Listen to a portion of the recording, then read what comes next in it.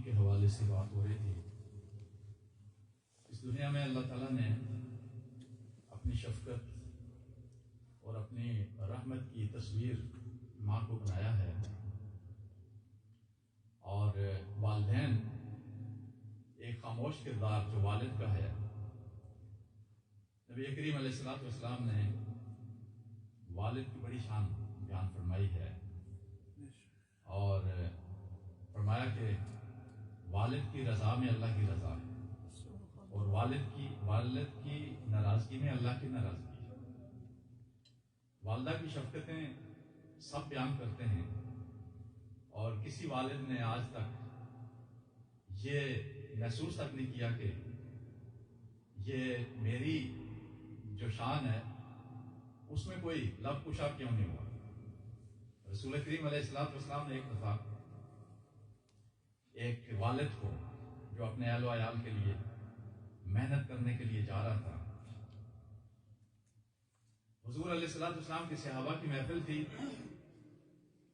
تو وہ شخص آیا، آ کے حضور کی بارگاہ میں سلام کیا اور پھر اپنے کام کی نیت سے چل پڑا. صحابہ نے عرض کی، یا رسول اللہ صلی اللہ علیہ وسلم، کیا خوب ہوتا یہ شخص ہمارے ساتھ یہاں پر بیٹھتا، آپ کے چہرے کا نظارہ کرتا، زیارت کرتا اور ساتھ آپ کی گفتگو سنتا. نبی علیہ الصلوۃ والسلام نے فرمایا کہ سنو، اگر وہ اپنے گھر والوں کی کفالت کے لیے جا رہا ہے تو وہ تم سے بہتر ہے. اگر وہ گھر والوں کی کفالت کے لیے جا رہا ہے تو تم سے بہتر ہے. اور پھر امام غزالی علیہ الرحمہ بھی لکھتے ہیں احیاء العلوم میں کہ والدہ جو ہے وہ 70 مرتبہ بھی بیٹے کو وہ دعا دے تو وہ دعا نہیں لگتی، لیکن والد ایک دفعہ دے دے تو وہ لگ جاتی ہے. اس لیے والد کا جو مقام ہے، یہاں پر حاجی نظر صاحب موجود ہیں، باقر صاحب کے دوسرے بھائی جناب یاسین صاحب موجود ہیں. آپ سب لوگ یہاں پر اپنے بچھڑنے والے کی یاد میں مہمانوں کے استقبال کے لیے بیٹھے ہیں. اللہ تعالیٰ سے دعا ہے کہ یہ محفل قبول فرمائے. ماں کی جو شفقت ہے، کسی اہل درد نے لکھا کہ اگر کوئی بیٹا، نالائق سا بیٹا، وہ گھر سے بھاگ جائے، وہ گھر چھوڑ کے چلا جائے ناراض ہو جائے، تو اس کی والدہ جو ہے وہ کھانا پینا چھوڑ دیتی ہے، اور پھر یہاں تک کہ اگر بات بڑھ جائے، دن زیادہ گزر جائیں، تو پھر اخبار میں اشتہار بھی لگوائے جاتے ہیں کہ ہمارے بیٹے کے کپڑے ایسے ہیں، اس کے چہرے کا رنگ ایسا ہے، اس کا قد ایسا ہے، اس کے بال ایسے ہیں، اس کی آنکھیں ایسی ہیں، اس کی آواز ایسی ہے، وہ ایسے بات کرتا ہے، اس کا نام یہ ہے. تو اگر کسی کو پتا ہو تو اس کو یہ بتایا جائے کہ تم واپس آ جاؤ، تمہیں کچھ نہیں کہا جائے گا، وہ جتنا بھی بڑا جرم کر کے چلا جائے. یہ والدہ اعلان کرتی ہے. یہاں پر لکھا اہل محبت نے کہ رسول کریم علیہ الصلوۃ والسلام نے ارشاد فرمایا کہ جس وقت بندہ توبہ کرتا ہے اور وہ گمراہی کے راستے کو چھوڑ کر پلٹ کر جس وقت وہ اپنے رب کی طرف آتا ہے، تو اللہ کریم اس بندے سے کتنے خوش ہوتے ہیں. نبی علیہ الصلوۃ والسلام نے ایک مثال، مسافر جو ہے وہ جا رہا ہے، بڑا صحرا ہے، لمبا سفر ہے، اور اس کے کھانے پینے کا سارا سامان اس کی سواری پر لدا ہوا ہے. وہ سستانے کے لیے تھوڑی دیر وہاں پر رکتا ہے اور وہ سو جاتا ہے. جب اس کی آنکھ کھلتی ہے تو اس کی سواری اس کے سامان خور و نوش کے ساتھ ہی غائب ہو چکی ہوتی ہے. اب وہ پریشان ہے کہ پیدل سفر بھی نہیں ہو سکتا اور بھوک اور پیاس اس کے سامنے. تو سرکار دو عالم علیہ الصلوۃ والسلام نے مثال دی کہ جتنی خوشی اس شخص کو ہوتی ہے، اس سے بھی زیادہ خوشی تمہارے رب کو اس بندے کے بارے میں ہوتی ہے جو گناہوں کا راستہ چھوڑ کر اللہ کی طرف آ گیا. مولانا روم رحمۃ اللہ علیہ، آپ نے ایک مثال اپنی تصنیف لطیف میں دی ہے. آپ کہتے ہیں کہ اس دنیا کے جھنجھٹوں سے آزاد ہونے کا ایک خوبصورت نسخہ ہے. وہ مثال دیتے ہیں کہ ایک تاجر تھا اور وہ طوطے لا کر بیچا کرتا تھا. اس کے گھر میں اس کا جو لاڈلا طوطا تھا اس نے کہا کہ بھائی میں جہاں سے میں تمہیں لے کے آیا تھا بہت عرصہ پہلے، اور تمہیں اس وقت سے قید رکھا ہے اپنے پنجرے میں، تو کوئی پیغام ہو جن تیری برادری ہے جو اس کے لیے کوئی پیغام ہو تو بتا، ان طوطوں کو میں پیغام دے دوں۔ اس نے کہا کہ اور تو کوئی پیغام نہیں ہے، صرف میری طرف سے افسوس کرنا کہ تم تو بڑی عیش و عشرت میں مگن ہو اور نغمے گا رہے ہو، آزاد فضاؤں میں ہو، تو کیا تمہیں یہ اپنا بھولا ہوا بھائی بھی یاد ہے یا نہیں؟ اور میں تو یہاں پر قید کی والی زندگی گزار رہا ہوں۔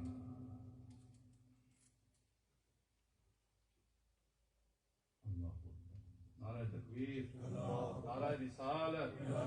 نعرہ حیدری۔ ایک تو یہ ماسک نے بڑی مصیبت بنائی ہے، بندہ پہچانا نہیں جاتا کہ کون آ رہا ہے کون جا رہا ہے۔ ماشاء اللہ ماشاء اللہ، تو معروف اور ہر دل عزیز شخصیت، محبوب شخصیت جناب چشتی صاحب، برکات احمد چشتی صاحب تشریف لائے ہیں، ہم ان کو خوش آمدید کہتے ہیں۔ جو میزبان محفل ہیں ان کی طرف سے، مسجد نظامیہ کی طرف سے مرحبا۔ تو مولانا روم کہہ رہے تھے کہ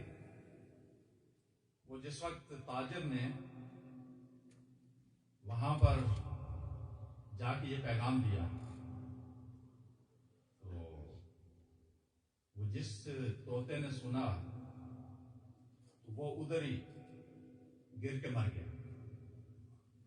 تو یہ بڑا افسوس ہوا اس بندے کو دیکھ کر کہ یہ کیسا پیغام میں نے اس کو دیا، یہ تو جان سے گیا۔ خیر وہ تجارت سے جب وہ سفر سے واپس آیا تو اس نے اس قیدی طوطے کو کہا کہ تم نے کیسا پیغام دیا، میں نے تیرے دوست کو پیغام دیا تو وہ تو ادھر مر گیا۔ تو جو ہی اس نے سنا نا تو وہ بھی آنکھیں بند کر کے وہ بھی ادھر مر گیا۔ اس نے پنجرے سے اس مرے ہوئے طوطے کو نکالا اور باہر پھینکا، جو ہی اس نے پھینکا تو وہ اڑ کے درخت پہ جا کے بیٹھا۔ تو تاجر نے کہا کہ یہ کیا راز ہے؟ اس نے کہا کہ راز اصل میں یہی ہے، انہوں نے مجھے پیغام یہ دیا کہ جب تک تم زندہ رہو گے قید رہو گے، موتو قبل ان تموتو، اگر تم مر جاؤ گے تو آزاد ہو جاؤ۔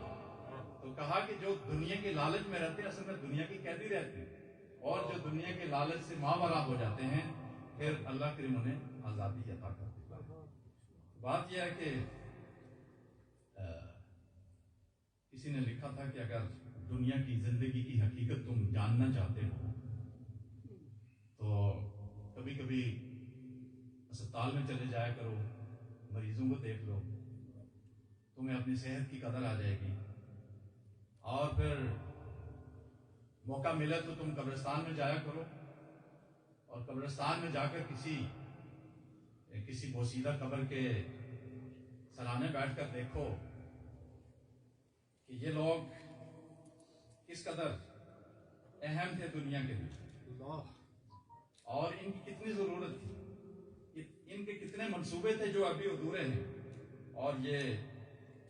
دنیا سے چلے گئے۔ وہ کہتے ہیں کہ آپ کو پتہ چل جائے گا کہ ہماری زندگی کی حقیقت کیا ہے، ہم کیا ہیں اور ہماری اوقات کیا ہے، ہماری حسرتوں، ہماری خواہشوں، سماجی اور معاشرتی اور معاشی ترقی کی حیثیت کیا ہے،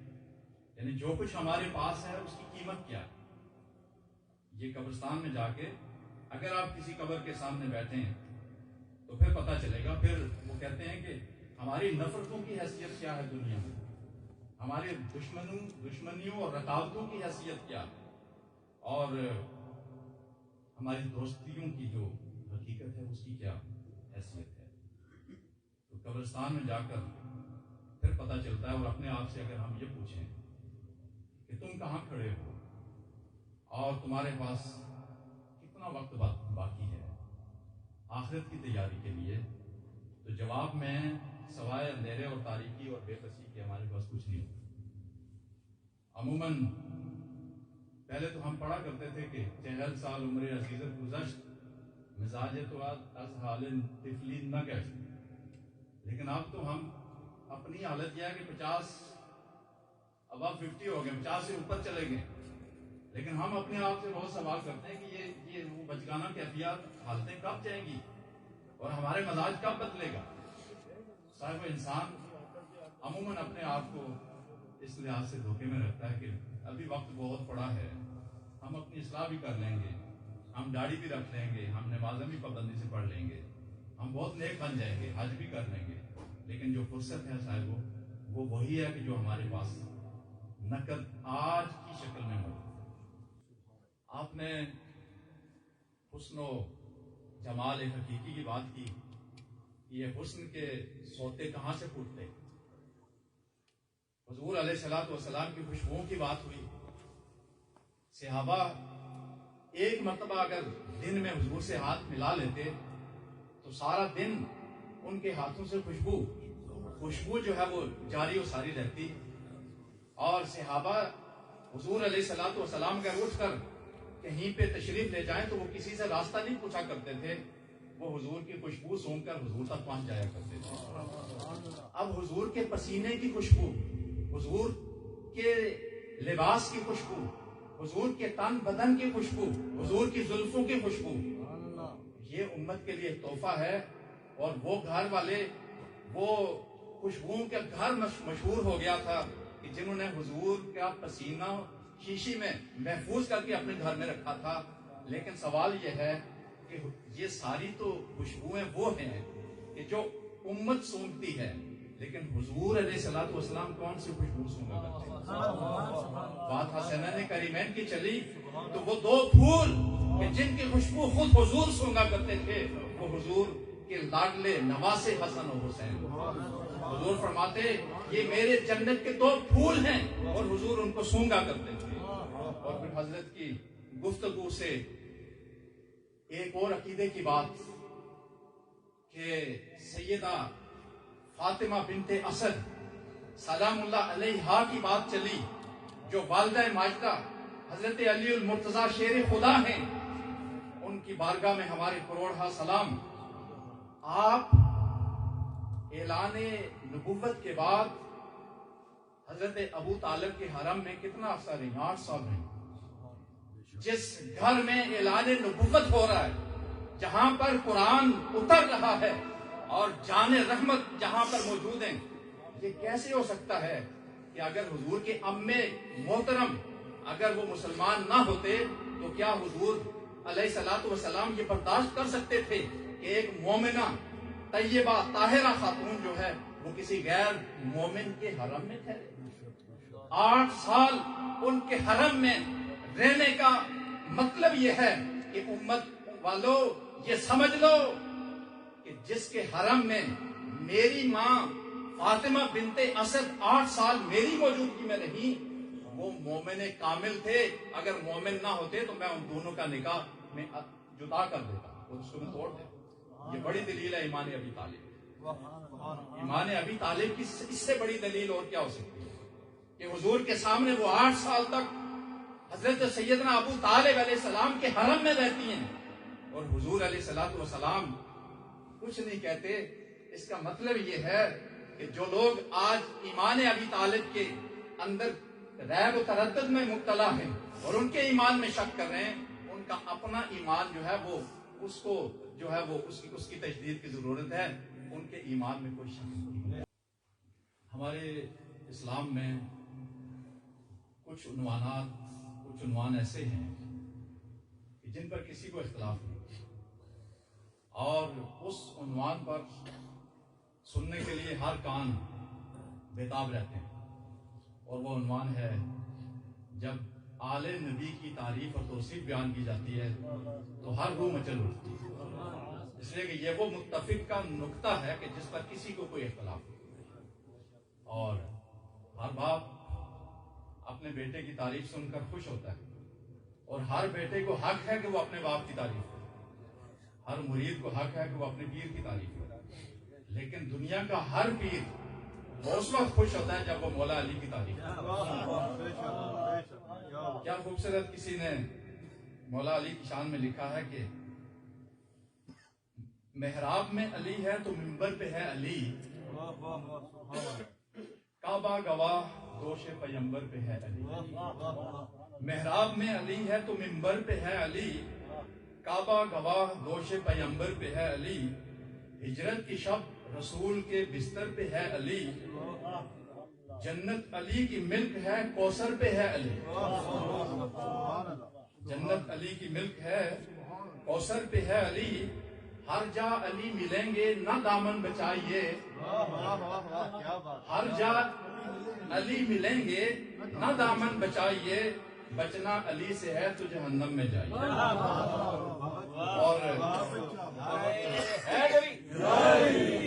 اور اللہ پاک نے مجھ ناچیز کو بھی یہ توفیق دی کہ میں نے گھرانہ رسول کی بارگاہ میں کچھ اشعار لکھنے کی سعی کی ہے، اللہ قبول کرے، اور میں سعادت سمجھتا ہوں آپ کے سامنے۔ آیا تطہیر کی تفسیر ہیں یہ ہستیاں، آیا تطہیر کی تفسیر ہیں یہ ہستیاں، طہارتوں نفاستوں صداقتوں کے ہیں نشان، طہارتوں نفاستوں صداقتوں کے ہیں نشان، یہ نوریوں کے قافلے گواہ ہے ان کا خود قرآن۔ سبحان اللہ۔ آیا تطہیر کی تفسیر ہیں یہ ہستیاں، آیا تطہیر کی تفسیر ہیں یہ ہستیاں، طہارتوں نفاستوں صداقتوں کے ہیں نشان، یہ نوریوں کے قافلے گواہ ہے ان کا خود قرآن، نبی کی یہ ہیں آل سب، علی کے یہ ہیں لال سب، قرآن کے ہیں ترجمہ آیتوں کے پاسباں، قرآن کے ہیں ترجمہ آیتوں کے پاسباں، ان پر درود و سلام پڑھتے رہو بیک زبان۔ اور آخری شعر توجہ طلب ہے کہ ان کے بغض میں، ان کے بغض جو ان کے بغض میں مرا، جو ان کے بغض میں مرا وہ سیدھا نار میں گیا، جو ان کے بغض میں مرا وہ سیدھا نار میں گیا، دنیا کا ہر یزید پلید بن گیا عبرت نشان، دنیا کا ہر یزید پلید بن گیا عبرت نشان، آیا تطہیر کی تفسیر ہیں یہ ہستیاں، طہارتوں نفاستوں صداقتوں کے ہیں